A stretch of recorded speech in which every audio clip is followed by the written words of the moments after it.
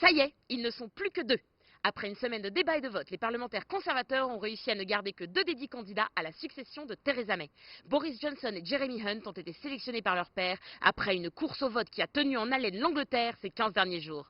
Après le premier vote qui s'était soldé par l'élimination de 3 candidats, le ministre de la Santé Matt Hancock a décidé d'abandonner. Et ils étaient donc 6 candidats encore en course pour la deuxième série de votes qui débutait ce mardi 18 juin. Durant cette dernière semaine de campagne, le premier débat télévisé des candidats a eu lieu le 16 juin, marqué par l'absence de celui qui était le grand favori, Boris Johnson.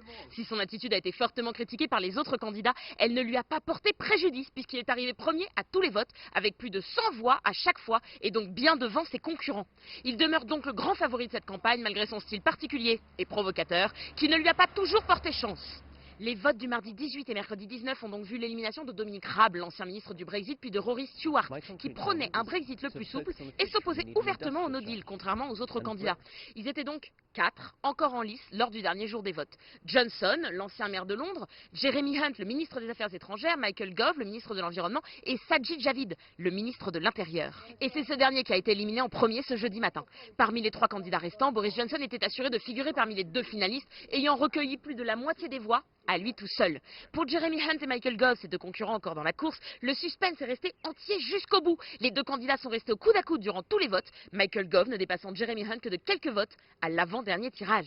C'est finalement l'actuel ministre des Affaires étrangères Jeremy Hunt qui sera opposé à son prédécesseur Boris Johnson. Ces 2 candidats proposent une politique très différente, notamment en ce qui concerne l'épineuse question du Brexit au cœur de ce scrutin. Face au frondeur pro-Brexit à tout prix qu'est l'ancien maire de Londres, Jeremy Hunt inquiète son parti avec son passé de Remainer.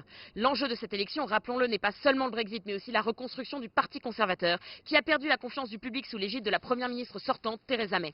Pour beaucoup, le Brexit aura mis en exergue les travers du système de l'alternance entre les 2 grands partis britanniques, provoquant un véritable éclatement politique. Le parti veut donc trouver un candidat qui saura rassembler et mettre un point final à cette longue traversée du désert qui a provoqué un schisme profond entre le peuple anglais et son gouvernement. Dans cette atmosphère, il est plus que probable que Jeremy Hunt, candidat plus mesuré que Johnson, n'aura pas cette même capacité à rassembler.